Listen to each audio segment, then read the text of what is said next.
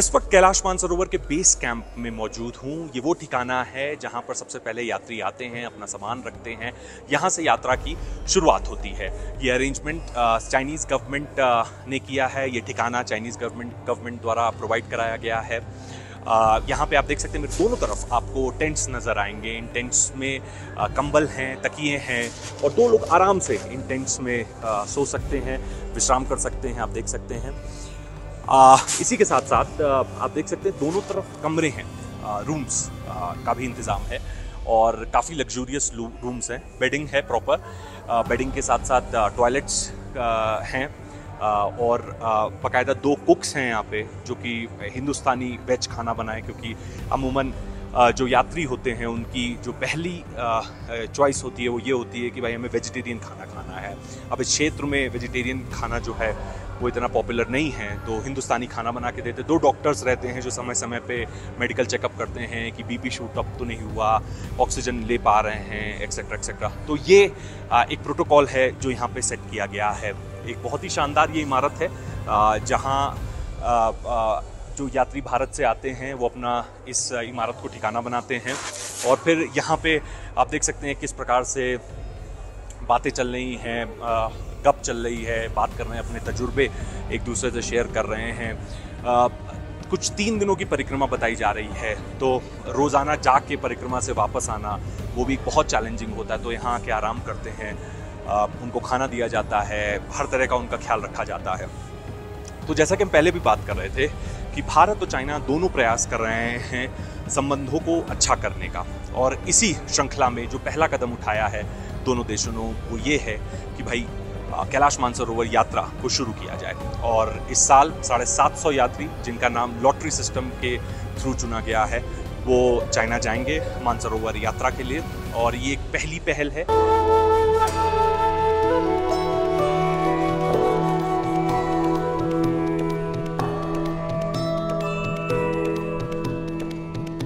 मेरे साथ इस वक्त बहुत ही खास यात्री मौजूद हैं जो अभी अभी यात्रा करके वापस लौटे हैं। ये वो लोग हैं जिनका नाम MEA की लॉटरी में आया, जिसके बाद उन्हें मानसरोवर यात्रा के लिए भेजा गया। इस वक्त बेस कैंप में वो आराम कर रहे हैं। यहाँ पर इंतज़ाम चाइनीज़ गवर्नमेंट द्वारा किए गए हैं। उनसे बात करेंगे, उनका एक्सपीरियंस कैसा था और क्या कुछ उन्होंने अनुभव किया और कैसे उनको पता लगा कि फिर से यात्रा खुल रही है। पूरा उनसे जानेंगे कि कितने साल के इंतज़ार के बाद उनका ये सपना जो है वो पूरा हुआ है। सर, आप कहाँ के रहने वाले हैं? मैं पवन सिंह रावत दिल्ली से रहने वाला हूँ। हाँ जी। और जब 5 साल बाद ये यात्रा खुली तो मैं काफ़ी एक्साइट था आने के लिए। और जब मेरा फर्स्ट बैच में सिलेक्शन हुआ तो मैं काफ़ी एक्साइट था। तो आपको कैसे पता लगा कि MEA ने लॉटरी निकाली है और अब जो दोनों देशों के बीच संबंध हैं वो फिर से नॉर्मलसी की ओर बढ़ चुके हैं और इस बार यात्रा होने वाली है? जब हमने रजिस्ट्रेशन किया था तो उसमें रजिस्ट्रेशन में जो आया तो उसमें हमें ये पता लगा कि जो है अब उसके रजिस्ट्रेशन के बाद 5,000 रुपये भर के जो है जब फाइनल मैसेज सिलेक्टेड का आया तो हमारा जब फाइनल हुआ हो गया। कैसा अनुभव किया आपने? आप गए यात्रा करने की, पहले तो ये बताइए कि कितने दिन का आप लोगों को टाइम लगा और कैसा अनुभव था? ये टोटल 20 दिन का है, करीब 20 दिन का है और अनुभव बहुत ही अच्छा रहा हमारा। जो है दोनों गवर्नमेंट की तरफ से अरेंजमेंट अच्छा रहा। मतलब इंडिया गवर्नमेंट का तो था ही, यहाँ पर आने के बाद चाइना गवर्नमेंट का भी बहुत अच्छा अरेंजमेंट रहा।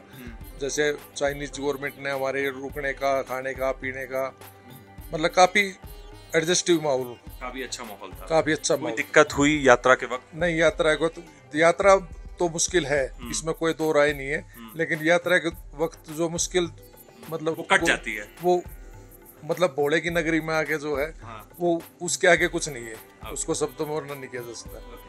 मैम, आप बताइए, आप क्योंकि बहुत महिलाएं हैं वो भी ये यात्रा करना चाहती हैं। 5 साल बाद अब फिर से मौका शुरू हुआ है, मौका मिला है और 750 लोग चुने गए, जिनमें से आप लोग लकी थे कि आप लोगों को चुना गया। तो क्या आप हिदायत आप देंगी महिलाओं को जो यात्रा करना चाहती हैं? क्या अनुभव था आपका, क्या चुनौतियों का आपने सामना किया? नहीं, ये जब यात्रा शुरू हुई तो सबसे पहले मेडिकल टेस्ट हुआ हमारा और उसमें सिर्फ 13 महिलाएं जो हैं फर्स्ट बैच में आ पाई हैं इस बार। और हमारा यात्रा का अनुभव जो है वो काफी अच्छा रहा। मैं सुमन गुप्ता दिल्ली से हूँ। जय भोलेनाथ की। सर, हम तीर्थ यात्री हैं और कैलाश मानसरोवर जैसी कठिन धार्मिक यात्रा के लिए निकले हैं। हम लोग मानसिक रूप से पहले से ही इस दुर्गम यात्रा के लिए तैयार थे कि हमें परेशानियों का सामना करना पड़ेगा, लेकिन पहले दिन से लेकर आज तक जो हमें अनुभव हुआ है उसकी हमने कल्पना भी नहीं की थी। अद्भुत अनुभव हुआ। मैं सुमन मिश्रा, मैं गाजियाबाद से हूँ और हम लोग कैलाश भवन में रुके थे 4 दिन के लिए। वहाँ हमारा बहुत अच्छे तरीके से वो यूपी गवर्नमेंट ने वेलकम किया। उसके बाद हम लोग दिल्ली आए और वहाँ हमें जगह जगह सिक्किम गवर्नमेंट ने बहुत अच्छी तरीके से फैसिलिटी दी। सिक्किम रूट से गए? हाँ जी, नाथुला रूट। हाँ, सिक्किम रूट से आए हैं। वहाँ बहुत अच्छा वेलकम हुआ। चाइना गवर्नमेंट ने भी हमें हर फैसिलिटी का ख्याल रखा। फिर परिक्रमा करें। हाँ, एक्चुअली ये परिक्रमा आगे का चारों फेज का करना।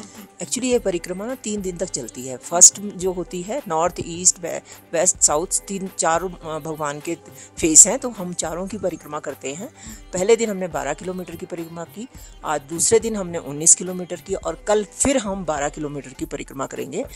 ये जो गवर्नमेंट की तरफ से ऑर्गेनाइज किया गया है हमारा नाथुला पास से, तो इसमें हमारे साथ पहली बारी एक डॉक्टर भी आए हैं जो सारे तीर्थ यात्रियों का समय समय पर स्वास्थ्य की जांच करते हैं, जिसका हमें बहुत फायदा होता है और हमें बिल्कुल भी चिंता नहीं होती उनके होते हुए। और इसके साथ ही साथ हमारे खाने की भी पूरी व्यवस्था की गई है। 2 कुक हमारे साथ आए हैं जो हमें सात्विक और पौष्टिक भोजन देते हैं और हम बिल्कुल फिट रहते हैं। ये प्लस पॉइंट है। बहुत ही सुंदर जानकारी आपने दी है। तो जैसा कि बता रही थी मैडम कि डॉक्टर बकायदा साथ में आए हैं और साथ ही साथ 2 कुक भी आए हैं, क्योंकि अमूमन जो यात्री होते हैं वो वेजिटेरियन होते हैं और यात्रा से पहले नॉनवेज का सेवन नहीं करना चाहते हैं। तो उस लिहाज से वेजिटेरियन बनाने के लिए कुक का भी प्रबंध किया गया है। अभी ये लोग काफ़ी थके हुए हैं, 2 दिन परिक्रमा कर चुके हैं, कल एक और परिक्रमा करनी है, उसके बाद ये भारत लौटेंगे।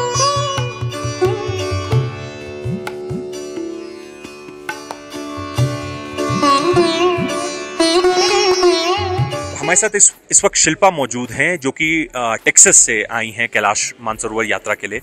शिल्पा, आपकी यात्रा पूरी हो चुकी है? ऑलमोस्ट 80% पूरी हो चुकी है। तकरीबन 20 दिन लगते हैं यात्रा में।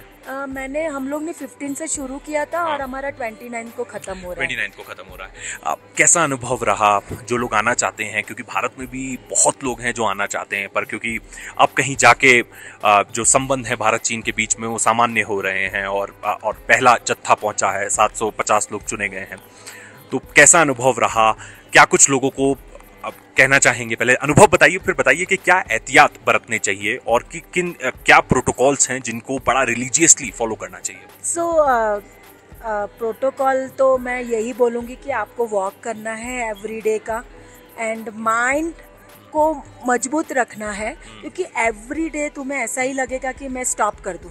एवरीडे ऐसा लगता है कि मैं ये यात्रा छोड़ के वापस गाड़ी बुलाऊँ या तो घोड़ा बुला के मैं वापस अपने सागा में वापस पहुंच जाऊँ। But only you have to मन से एकदम पक्का रहना चाहिए कि नहीं बाबा तेरी चरणों में मुझे आना है। ये एक चीज़ है। और प्रोटोकॉल ऐसा है कि हर रोज़ का तुम्हें 6 से 8 किलोमीटर चलना ही है, क्योंकि सिर्फ यहाँ पे चलना ही है और तुम्हें एल्टीट्यूड सिकनेस ना हो जाए उसके लिए ही ध्यान रखना है।